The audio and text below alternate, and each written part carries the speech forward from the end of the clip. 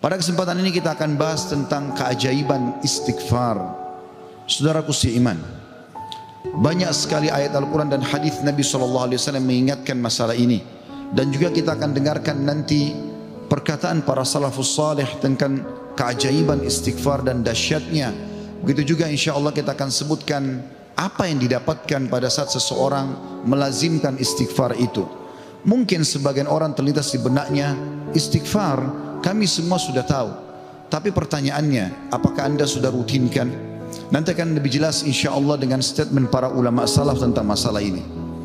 Beranjak bahasan kita saudaraku seiman, perintah Allah subhanahu wa ta'ala kepada nabinya Muhammad sallallahu alaihi wa ala alihi wa sahbihi wasallam yang sudah diampuni dosanya yang lalu dan akan datang. Allah berfirman, A'udzu billahi minasyaitonir rajim, dalam surah An-Nasr ayat 3, fasabbih bihamdi rabbika wastaghfir innahu kana ghaffara. Maka bertasbihlah engkau hai Muhammad dengan memuji Tuhanmu dan mohon ampunlah kepadanya. Padahal Nabi Muhammad SAW sudah diampuni dosa-dosanya yang lalu dan akan datang. Sesungguhnya Dia Allah adalah zat yang maha penerima taubat. Juga dalam ayat yang lain, dalam surah Muhammad ayat 19, Allah memerintahkan nabinya Muhammad SAW istighfar. A'udzu billahi minasyaitonir rajim, wastaghfir li dzambik walil mu'minina wal mu'minat wallahu ya'lamu mutaqallabakum wa mathwaakum. Dan mohonlah ampun bagi dosamu hai Muhammad, dan bagi dosa orang-orang beriman laki-laki dan orang beriman perempuan, dan Allah maha mengetahui tempat kamu berusaha dan tempat tinggalmu. Juga baginda Nabi sallallahu alaihi wa ala alihi wa sahbihi wasallam bersabda, wallahi inni la astaghfirannallah wa atubu ilaihi fil yaumi aktsara min 70 marrah. Demi Allah, padahal beliau tidak butuh untuk sumpah, tapi untuk memastikan tentang pentingnya pengucapan istighfar di lisan setiap orang di antara kita. Beliau mengatakan, demi Allah, aku selalu beristighfar kepada Allah. Artinya pengucapan permohonan maaf kepada Allah dan bertaubat kepadanya. Maksudnya mengucapkan ikrar tidak akan mengulangi kesalahan dalam setiap harinya lebih daripada 70 kali. Dan hadis ini hadis sahih diriwayatkan oleh Imam Muslim. Juga dalam riwayat yang lain Nabi SAW sebutkan fil yaumi mi'ata marrah, dalam setiap hari sampai 100 kali. Saudaraku seiman, para ulama salaf menjelaskan kepada kita bagaimana kedudukan istighfar. Bermula dari perkataan sahabat yang mulia Abu Musa al-Ash'ari radhiyallahu anhu. Beliau mengatakan, dahulu kita memiliki dua pelindung dari azab atau siksaannya Allah. Salah satunya telah pergi, yaitu keberadaan Rasulullah sallallahu alaihi wa ala alihi wa sahbihi wasallam di tengah-tengah kita. Selama Nabi masih hidup sallallahu alaihi wasallam, mereka tinggal datang ke Nabi mengatakan mohon ampunlah untuk kami. Tapi sekarang Nabi sudah meninggal, maka sudah hilang satu kesempatan itu untuk menghilangkan azab, gangguan, gempa, banjir, bencana, kesulitan, wabah seperti sekarang. Dan tersisa satu, yaitu istighfar. Apabila ia juga telah pergi dari lisan seseorang di antara kita, maka niscaya kita binasa. Rabi' ibn Haytham rahimahullah, seorang ulama tabi'in berkata, merendahlah kalian kepada Rabb kalian, berdoalah kepadanya di kala senggang, maka Allah telah berfirman dalam hadis qudsi, man da'ani fir rakha'i ajabtuhu fi syiddah. Siapa yang memohon kepadaku pada saat dia senggang, aku akan penuhi kebutuhannya pada saat lagi sempit. Wa man sa'alani a'taitu, dan siapa yang memohon kepadaku pasti aku akan beri, kata Allah. Wa man tawadha'a li rafa'tu, dan siapa yang merendah karena aku akan angkat derajatnya. Wa man tafarraga li rahimtu, dan siapa yang meluangkan waktu untuk ibadah kepadaku, aku akan kasihi dia. Wa man istaghfarani ghafartulah, dan siapa yang memohon istighfar kepadaku, memohon ampun, aku pasti akan memaafkan kesalahannya. Sahal radhiyallahu anhu telah berkata tentang istighfar dalam menghapus dosa. Beliau mengatakan, Permulaan istighfar adalah pengampunan atau mengingat, memanggil Allah. Kemudian akan bergantung kepada Allah, lalu kemudian tidak akan mengulangi kesalahan-kesalahan.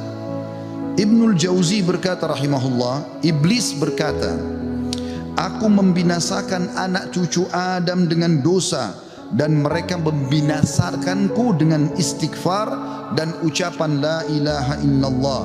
Manakala aku melihat hal itu pada mereka, aku tanamkan hawa nafsu pada mereka, di mana mereka berbuat dosa tapi mereka tidak beristighfar, karena mereka mengira diri mereka telah berbuat baik. Dan kata para ulama menanggapi statement Ibnu Jauzi rahimahullah, yang pertama syaitan tanamkan adalah supaya manusia lalai berbuat dosa. Pada saat dia sudah berbuat dosa, syaitan akan lalaikan dia supaya tidak istighfar, karena istighfar adalah kata kunci dihilangkan dosa tersebut dan akhirnya azab Allah tidak datang. Qatadah rahimahullah berkata, Al-Quran menunjuki kalian penyakit dan juga obat sekaligus untuk menyembuhkan kalian. Penyakit kalian adalah dosa-dosa, dan obat penyembuh kalian adalah istighfar. Permasalahan apapun akan selesai dengan istighfar. Andai saja sebuah wilayah disepakati dari pemimpinnya sampai masyarakatnya memasyarakatkan dan membudayakan istighfar di lisan mereka, di meja-meja makan mereka, di halaman rumah mereka, di meja-meja kerja mereka, di masjid mereka, di pasar mereka, demi Allah wahai saudaraku seiman, permasalahan di wilayah itu akan selesai semuanya, dan rezeki akan terbuka seluas-luasnya. Anda akan dengarkan nanti kurang lebih 9 manfaat daripada istighfar itu sendiri. Ali radhiyallahu anhu berkata, sahabat Nabi yang mulia ini berkata, yang aneh adalah orang yang binasa padahal keselamatan ada bersamanya. Orang bisa kena gempa, banjir, penyakit kronis, kemiskinan, kesusahan hidup. Kata Ali radhiyallahu anhu, yang aneh adalah orang yang binasa padahal keselamatan ada bersamanya. Lalu beliau ditanya radhiyallahu anhu, apa keselamatan yang Anda maksudkan? Kata Ali radhiyallahu anhu, istighfar. Beliau juga berkata, tidaklah seorang hamba diilhami oleh Allah subhanahu wa ta'ala untuk beristighfar, Allah tidak mudahkan lisan Anda mengatakan astagfirullah, itu saja. Kata beliau, kecuali Allah memang berkehendak untuk menyelamatkannya atau tidak mengazabnya. Seseorang soleh juga berkata, hamba berada di antara dosa dan nikmat, keduanya tidak akan menjadi baik kecuali mensyukuri nikmat dan istighfar dari dosa-dosa. Juga Luqman Al-Hakim yang terkenal, Allah namakan surah Luqman atas namanya. Dia berkata kepada putranya, wahai anakku, Allah memiliki beberapa waktu tidak ditolak orang untuk meminta pada waktu itu, seperti antara azan dan iqamah, seperti sepertiga malam, saat hujan turun, dan seterusnya. Maka perbanyak istighfar pada saat itu. Beliau bukan menyuruh anaknya minta hajat, tapi disuruh beristighfar. Karena dengan istighfar ternyata hajat-hajat kita walaupun kita tidak minta dipenuhi oleh Sang Pencipta Allah Subhanahu wa taala. Ibunda mulia Aisyah radhiyallahu anha, Ummul Mukminin, berkata, tuba, kegembiraan, kebahagiaan bagi siapapun yang mendapatkan istighfar tertulis indah banyak di buku amalnya. Abu Al-Minhal juga berkata rahimahullah, tidaklah seorang hamba didampingi di dalam kuburnya oleh pendamping yang lebih dicintai daripada istighfar yang dia ucapkan semasa hidupnya. Al-Hasan Basri berkata rahimahullah, perbanyak istighfar di rumah-rumah kalian, di meja-meja makan kalian, di jalan-jalan kalian, di pasar-pasar kalian, di majlis-majlis kalian, karena kalian tidak tahu kapan ampunan akan turun. Seorang Badui berkata, siapa yang ingin menjadi tetangga kami di tanah kami, hendaklah memperbanyak istighfar, karena istighfar adalah awan tebal yang mengandung air atau hujan yang lebat, maksudnya rezeki. Andai saja kita fahami statement-statement ini saudaraku seiman, mungkin beranjak dari Pak Bupati hafidhahullah, pemimpin wilayah Goa, semoga Allah jaga beliau, dan juga seluruh masyarakat Goa ini, apalagi kalau seluruh wilayah Indonesia bisa menanamkan ini, selalu saling berwasiat, pemimpin kepada masyarakat, masyarakat kepada seluruh tetangganya, setiap orang kepada keluarganya, ayo perbanyak istighfar. Setiap lagi diam, jangan cuma diam, astagfirullah wa atubu ilai, itu saja. Berapa banyak orang, tadi saya dapat informasi masyarakat gua kurang lebih kalau tidak salah 800.000. Kalau 800.000 orang anggap yang muslimnya misalnya 700.000 saja, semua beristighfar satu orang satu kali saja, ada 700.000 istighfar naik ke langit. Bukankah itu akan mendatangkan rezeki kepada kita? Bukankah itu pasti akan mengangkat wabah dan permasalahan yang kita hadapi? Demi Allah iya saudara. Jawabannya demi Allah iya. Tinggal anda mau amalkan atau tidak. Juga Bakar bin Abdullah Al-Muzani rahimahullah berkata, kalian banyak berbuat dosa, maka perbanyaklah istighfar. Karena seseorang kalau menemukan istighfar dalam catatan amalnya, pada setiap jarak 2 baris buku amalnya hari kiamat, dia akan senang melihatnya. Ibnu Taimiyah berkata, ini statement terakhir dalam perkataan salafus salih. Saya akan masuk setelah itu keutamaan daripada istighfar itu sendiri sebagai penutup khutbah kita insyaallah. Ibnu Taimiyah berkata, fikiranku kadang-kadang terpaku kepada sebuah masalah yang sulit aku hadapi, enggak ada solusinya, maka aku beristighfar kepada Allah 1000 kali. Astagfirullah wa atubu ilaih, astagfirullah wa atubu ilaih. Terus saya ucapkan 1000 kali sampai dadaku dilapangkan dan masalah yang sulit pun terpecahkan. Aku kadang berada di pasar, masjid atau sekolah, tapi hal itu tidak menghalangiku dari zikir dan istighfar sampai aku meraih apa yang aku inginkan. Istighfar teman-teman sekalian. Baik, kira-kira orang yang bertanya, apa yang saya dapatkan kalau saya beristighfar? Yang pertama, akan dicatatkan pahala buat anda sendiri, karena istighfar ucapan yang tidak butuh energi banyak, hanya lisan dan bibir kita yang tergerakkan, ya, suara sedikit saja, tidak ada energi yang besar. Itu adalah ibadah yang besar pahalanya. Allah subhanahu wa ta'ala memerintahkan kita dan memerintahkan juga Nabinya Muhammad sallallahu alaihi wasallam untuk beristighfar kepadanya. Allah berfirman di dalam surah Mu'min ayat 55, a'udzu billahi minasyaitonir rajim, fasbir inna wa'dallahi haqqun wastaghfir li dzambik wastaghfir li dzambika wasabbih bihamdi rabbika bil asyi wal ibkar. Maka bersabarlah kamu hai Muhammad dan pengikutmu dalam melalui kehidupan dunia dengan segala macam cobaannya, toh ada kehidupan akhirat yang akan abadi dengan nikmat. Karena sungguhnya janji Allah itu benar, tidak ada kedustaan. Salat, puasa, zakat, bakti sama orang tua, bersedekah, zikir, doa, apa saja kerjakan, semua akan kau dapatkan hasilnya. Dan mohonlah ampunan untuk dosamu hai Muhammad, dan pengikutmu juga perintahkan mereka lakukan itu. Dan bertasbihlah seraya memuji Tuhanmu pada waktu pagi atau pada waktu petang dan juga pagi hari. Kemudian juga Allah mengatakan dalam surah Al-Muzammil ayat 20, a'udzubillahi minasyaitonir rajim, wastaghfirullah innallaha ghafurur rahim. Dan mohonlah selalu ampunan kepada Allah, istighfar. Sesungguhnya Allah Maha Pengampun lagi Maha Penyayang. Dan yang terakhir ayat Al-Qur'an adalah Al-Imran 133. Tentu ayat banyak sekali tapi saya singkatkan di sini karena khutbah Jumat. A'udzu billahi minasyaitonir rajim.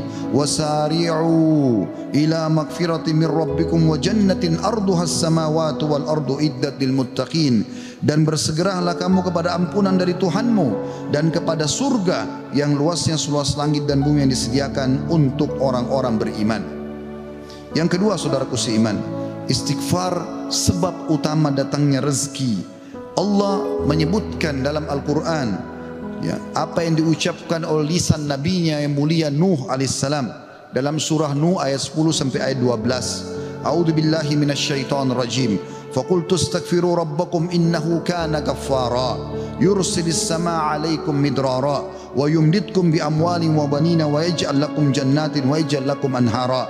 Maka aku berkata kepada kaumku, ya Allah, kata Nabi Nuh, mohonlah ampun kepada Tuhan kalian, sesungguhnya Dia Allah adalah Maha Pengampun. Niscaya dengan mohon ampun istighfar kalian itu, Dia Allah akan mengirimkan hujan kepadamu yang lebat, dan memperbanyak harta juga anak-anakmu, dan mengadakan untukmu kebun-kebun, dan mengadakan di dalamnya sungai-sungai. Juga dalam surah Hud ayat 52, Allah Subhanahu wa taala berfirman, A'udzubillahi minasyaitonir rajim. Ya qaumi, Nabi Hud berkata alaihissalam, ya qaumi istaghfiru rabbakum thumma tubu ilaihi yursilis samaa 'alaikum midrara wa yazidkum quwwatan ila quwwatikum wa la tatawallaw mujrimin. Hai kaumku, kata Nabi Hud alaihissalam, banyaklah mohon ampunlah kepada Tuhan kalian dan bertobatlah kepadanya. Niscaya pasti dengan istighfar dan tobat kalian Dia menurunkan hujan yang sangat deras atasmu. Maksudnya subur. Hujan bukan mematikan tapi membawa berkah. Dan Dia akan menambahkan kekuatan kepada kekuatanmu. Fisikmu akan kuat, fikiranmu, jiwamu akan sehat. Dan janganlah kamu berpaling dengan berbuat dosa. Al-Qurtubi rahimahullah berkata tentang tafsir surah Hud ayat 52, di dalam ayat-ayat ini terdapat dalil bahwa istighfar digunakan untuk meminta rezeki dan hujan. Juga Ibnu Katsir berkata rahimahullah dalam tafsir beliau surah Hud ayat 25, jika kalian bertobat dan memohon ampunan kepada Allah serta kalian mentaatinya, niscaya Allah akan memperbanyak rezeki kalian, memberikan kalian minum dengan nikmat-nikmat langit, mengeluarkan untuk kalian nikmat-nikmat bumi, menumbuhkan untuk kalian tumbuh-tumbuhan, mengalirkan untuk kalian air, dan menjadikan untuk kalian kebun-kebun. Di dalamnya terdapat berbagai macam buah-buahan, dan Dia menyelingi di antara kebun-kebun tersebut sungai-sungai yang mengalir. Yang ketiga, saudaraku seiman, istighfar sebab masuk ke dalam surga. Sebagaimana kita sudah tahu bersama-sama, salah satu zikir pagi dan petang yang sangat dianjurkan adalah membaca Sayyidul Istighfar, tuannya istighfar, yaitu lafadznya sebagaimana dinukil dari Nabi SAW. Beliau mengatakan, Allahumma anta rabbi la ilaha illa anta khalaqtani wa ana abduka wa ana ala ahdika wa wa'dika mastata'tu a'udhu bika min syarri ma sana'tu abu'u laka bi ni'matika alayya wa abu'u bidzambi faghfirli fa innahu la yaghfiru dhunuba illa ant. Yang artinya, ya Allah, sungguhnya Engkau adalah Rabbku, penciptaku. Tidak ada Tuhan yang berhak disembah kecuali Engkau. Engkaulah yang telah menciptakanku dan aku adalah hambamu. Aku senantiasa berada dalam perjanjian bersamamu. Maksudnya mentauhidkan Allah dan tidak bermaksiat. Dan aku yakin akan janjimu tentang pahala bagi orang-orang mukmin semampuku. Aku berlindung kepadamu dari kejelekan yang aku perbuat. Aku mengakui nikmatmu kepadaku serta aku mengakui dosaku. Oleh karena itu ampunilah aku, karena sungguhnya tidak ada yang mengampuni dosa kecuali Engkau. Kata Nabi SAW, siapa yang mengucapkan ini, man qalaha minan nahari mukinan, dia yakin, besok dia ucapkan di siang hari atau pagi hari dengan yakin dalam hatinya, famata min yaumihi, kemudian dia meninggal pada hari itu, qabla an yumsiya, sebelum tiba di sore hari, fahuwa min ahlil jannah, dia pasti masuk ke dalam surga. Wa man qalaha minal laili wa huwa muqinun biha, dan siapa ucapkan walaupun sekali saja di malam hari, famata, maka kemudian dia mati, qabla an yusbih, sebelum dia tiba pagi hari, fahuwa min ahlil jannah. Yang keempat, istighfar adalah sebab dihapuskannya dosa. Mohon maaf kalau sedikit panjang, saya minta waktu sekian beberapa menit lagi. Kata ada berkata radhiyallahu rahimahullah, sesungguhnya Al-Quran menunjuki kalian tentang penyakit dan penyembuhannya, yaitu dosa adalah penyakit dan penyembuhannya adalah istighfar.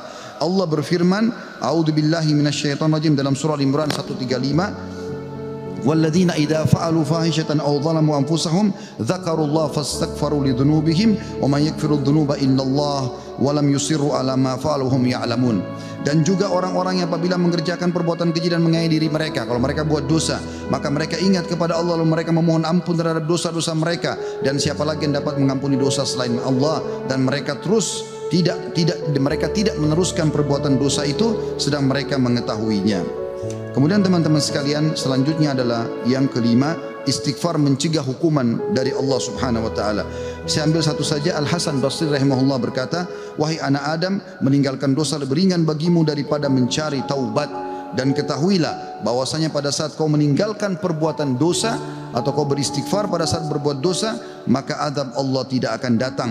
Karena Allah berfirman dalam surah Al-Anfal ayat 33, A'udzubillahi minasyaitonir rajim, wa ma kana Allah liyu'adzibahum wa anta fihim, wa ma kana Allah mu'adzibahum yastaghfirun. Dan Allah sekali-kali tidak akan mengadab mereka sedangkan kamu berada di tengah-tengah mereka, hai Muhammad, dan tidak pula Allah akan mengadab mereka sedang mereka selalu memohon ampun. Yang keenam, istighfar sebab diangkatnya derajat. Dalam sebuah hadis, ajarkan bab ini kepada anak anda. Dalam hadis riwayat Ahmad dengan sanad hasan, kata baginda Nabi SAW, Inna Allah Azza wa Jalla yarfa'ud darajati lil abdi salihi fil jannah, fayaqulu ya Rabbi anna li hadhihi, fayaqulu bistighfari waladika lak. Sesungguhnya Allah yang maha suci dan maha tinggi mengangkat derajat seseorang hamba saleh di surga sehingga dia bertanya, yang sudah mati diangkat derajatnya tinggi di surga. Hamba ini bingung, dia tidak pernah merasa berbuat amal yang bisa membawa dia ke derajat itu. Lalu dia bertanya, wahai Rabbku, dari mana nikmat ini hamba dapatkan? Maka kata Allah SWT, dari istighfar anakmu untukmu. Yang ketujuh, istighfar adalah sebab disucikan hati. Sebagaimana Nabi SAW bersabda, Innal mu'mina idha adzamba dzamban kanat nuqtatan sauda'u fi qalbihi. Kalau seorang mukmin berbuat dosa akan menjadi titik hitam dalam hatinya. Fa in taba wa naza' wastaghfara su'ika qalbuhu minha. Kalau dia bertaubat kemudian dia beristighfar kepada Allah, meninggalkan dosanya, maka akan diangkat noda hitam itu dalam hatinya. Fa in zadat hatta taglufa qalbuhu فذلك الران الذي ذكره الله في كتابه كلا بران على قلوبهم ما كانوا يكسبون. Dan kalau seandainya dia bertaubat dan meninggalkannya serta beristighfar, hatinya kembali bersih darinya. Dan kalau dia tambah melakukan dosa, maka bertambah pula titik hitam itu sampai menutupi seluruh hatinya. Dan itulah makna kalimat ar-ran dalam firman Allah Subhanahu wa taala, sekali-kali apa yang selalu mereka usahakan itu menutupi hati mereka. Surah Al-Mutaffifin ayat 14. Dua poin yang terakhir teman-teman sekalian, yang ke-8 adalah istighfar sebab memperoleh anak dan keturunan. Dinukil dalam sebuah riwayat disebutkan oleh Abu Hanifah rahimahullah dalam musnadnya, bahwasanya seseorang datang mengeluh dari Jabir bin Abdullah radhiyallahu anhu. Seseorang mengeluh kepada Nabi SAW lalu berkata, ya Rasulullah, ya sesungguhnya orang semua punya anak tapi aku sendiri yang tidak punya anak. Maka kata Nabi SAW, mana kau dari dua senjatamu, memperbanyak sedekah dan istighfar, maka dengannya kau akan diberikan rezeki. Kata Jabir bin Abdullah, orang itu pun mengamalkan, lalu saya menyaksikan orang itu dikaruniai 9 orang anak, semuanya laki-laki. Kesembilan dan terakhir adalah istighfar sebab menikmati kesehatan dan kekuatan. Sebagaimana dijelaskan tadi dalam surah Hud ayat 52, dan sudah saya bacakan tadi ayatnya, saya tidak ulangi, tapi potongan ayatnya adalah yazidkum quwwatan ila quwwatikum. Istighfar menyebabkan bertambahnya kekuatan di atas kekuatan. Izinkan saya teman-teman sekalian menyampaikan sebuah kisah yang berhubungan dengan masalah ini, atau dua buah kisah ringkas. Ada seseorang di Irak dulu pernah berdagang, kemudian dia menemukan semua pedagang di pasar laku barangnya kecuali dia, dan dia orang miskin. Dia mengatakan, saya pun duduk di dekat barang saya sampai menjelang sore belum laku-laku. Maka tiba-tiba saya mengingat firman atau sabda Nabi SAW, man aksara istighfar, siapa yang memperbanyak istighfar, ja'alallahu lahu min kulli hammin faraja, Allah akan berikan kelapangan dari setiap kesedihannya, wa min kulli dikin makhraja, dan jalan keluar dari setiap masalahnya, dan juga razaqahu min haitsu la yahtasib, maka Allah akan berikan rezeki dari tempat tidak disangka-sangka. Maka dia bilang, saya pun beristighfar kepada Allah, dan terjadi satu keajaiban yang luar biasa. Ternyata datang kepadaku hampir seluruh pedagang pasar datang, dan mereka memperebutkan barang daganganku. Terakhir kisah seseorang yang bernama Abu Yusuf, saudaraku seiman, di musim haji, seorang syekh, dalam kisah yang tidak disebutkan namanya siapa, sedang menyampaikan masalah istighfar. Datang seseorang setelah pengajian bernama Abu Yusuf lalu berkata, Syekh, saya ingin bercerita tentang manfaat istighfar yang anda sampaikan tadi. Kata syekhnya, silakan. Dia bilang, saya menikah bertahun-tahun tidak punya anak sama sekali, dan saya sama istri saya sedih. Lalu satu waktu saya pernah mendengarkan sebuah siaran tentang makna firman Allah SWT surah Nuh ayat 10 sampai ayat 12. Tadi sudah saya bacakan ayatnya, bahwasanya orang kalau istighfar akan diturunkan hujan dari langit, diberikan keturunan dan juga harta. Lalu saya mengatakan kepada istri saya, wahai Ummu Yusuf, ayo kita istighfar, sudah bertahun-tahun kita berusaha berobat sana sini tidak punya anak. maka dia sama istrinya yang mengatakan, kami pun beristighfar tidak mengenal waktu, tidak mengenal tempat kecuali di WC. Kita tidak baca di WC, di tempat tidur, di ruang makan, di halaman, selalu baca. Dan subhanallah kata dia Syekh, bulan itu Ummu Yusuf hamil dan lahirlah Yusuf. Begitu selesai hamil lagi masa nifas, saya bilang, Ummu Yusuf, kita sudah bertahun-tahun tidak punya anak, ayo kita istighfar kepada Allah untuk anak yang kedua.